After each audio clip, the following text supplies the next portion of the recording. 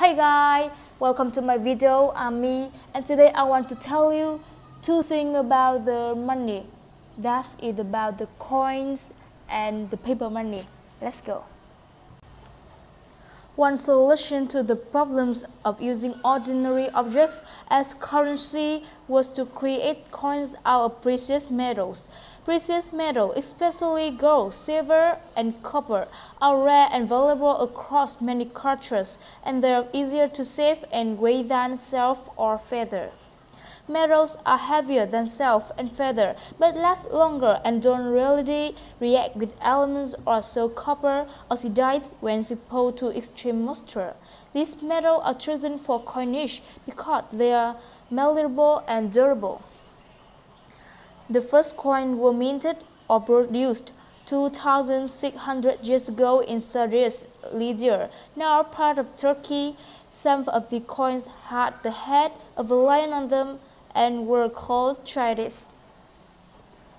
And from Lydia, coins quickly spread into the neighboring countries of Persia, now known as Iran, and Greece. The earliest coins were struck or cast in a natural combination of gold and silver called electrum. These coins were very rough and crude, with no patterns on the size or standard size and weight. Later, coins are made from poor metals such as copper, silver, and gold. Mixed metals such as bronze, an alloy of copper and tin, were also used for coinage. The coin has standard weight, and the ruler soles were stamped on one side to confirm the coin's quality. In addition, to stop people from shaving the edge of coin to collect enough metals to make more coins, riddles were increased on the outer edge. The technique made it easier to determine when coins had been altered. Early European coins usually had a god head or symbol on one side and a sword from the marker on the other. Later coins picture the heads of ruler on one side and elaborate symbols on the impressed on the other. These pictures helped establish when, where, and by whom the coin was made. Even today, you can see the face of presidents, kings, and queens on modern coins, and sometimes even the particular mint where the coin was struck. The Chinese made coins by melting copper and pouring it into mold. The process is called casting.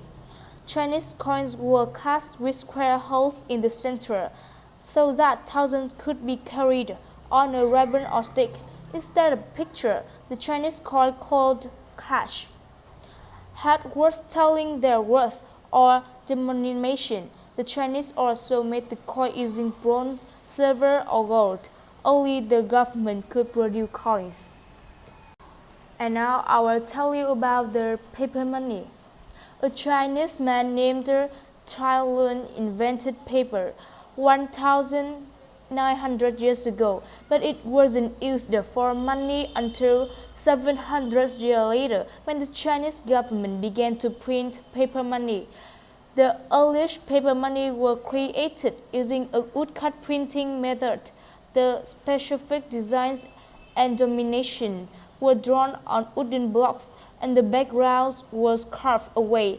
Then the block was covered with ink and pressed onto informally sized rectangle of paper.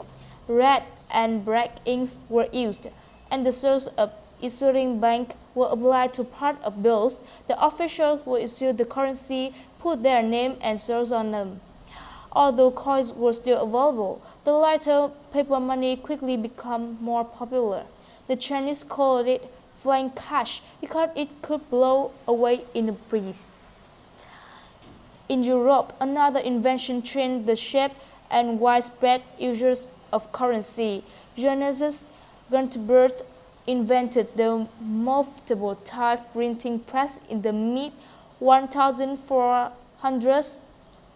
The press, which is the metal type blocks, transferred image onto paper faster and better than the much older wooden block presses. Gutenberg allowed people to print paper money by machine rather by hand. Okay, this is the end of the video today, but in the next video I will tell you something more interesting about the money. Let's see.